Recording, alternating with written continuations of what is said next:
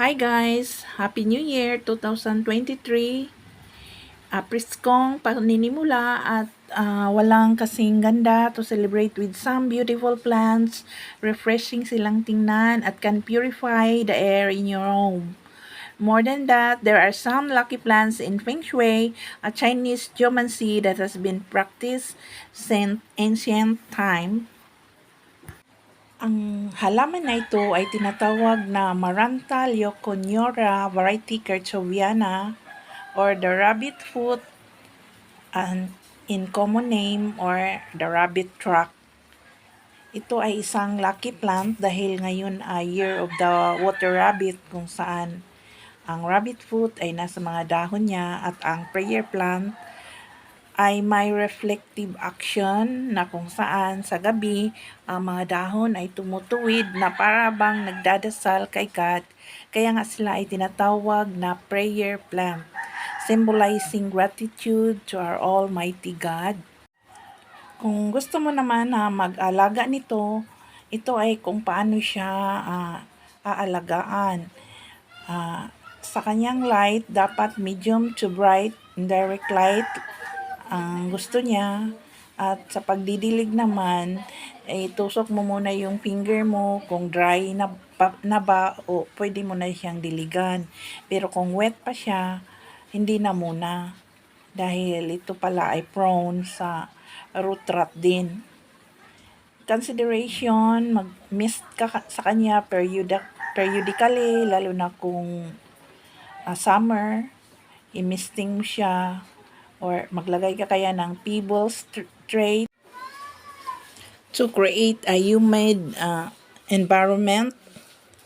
At sa kanyang fertilization, they receive watering, half-strength liquid soluble fertilizer every 2 weeks during the growing seasons. Ang iba naman naglalagay ng slow release fertilizer katulad ng osmukot at nilalagay niya doon sa surface ng soil medium at yun ay nagiging isang fertilizer itong halaman na ito. At keep the soil moist at all times unless the plant is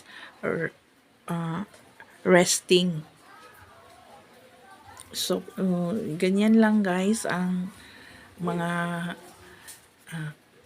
isipin natin at ating gagawin dahil ngayon ay another year of our life. So, kailangan na tayo ay magsipag at maging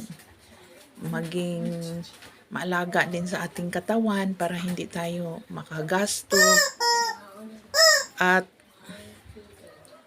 kailangan din na ikaw ay mag-alaga ng mga halaman na para ito ay maging gabay mo sa iyong buhay. Ang enjoy pothos or the Epipremnum aureum, enjoy, considered as wealth and fortune bringer, acted also as air purifier, efficient at removing airborne toxins such as formaldehyde and carbon monoxide, and is approved by NASA. Katulad din siya ng kanyang mga ibang species ng tinatawag ang enjoy at ang golden pothos or marble queen pothos ay ganon din, brings wealth and prosperity, also an air purifier at saka wealth and abundance dahil ito ay parang money tree. At ang sa pag-aalaga naman sa kanila dahil ito ay under the family of Araceae with the genus Epipremnum. Ang marble queen, ang scientific name niya ay Epipremnum pinnatum. Marble Queen Pothos at ang Golden Pothos ay ang Epipremnum aureum. Ganun din ang pag-aalaga sa kanila. Gusto nila ang indirect sunlight at gusto nila yung soil na mataas ang drainage. Itong peace lily naman ay isa ring lucky plant dahil ito ay parang nagre-resemble ng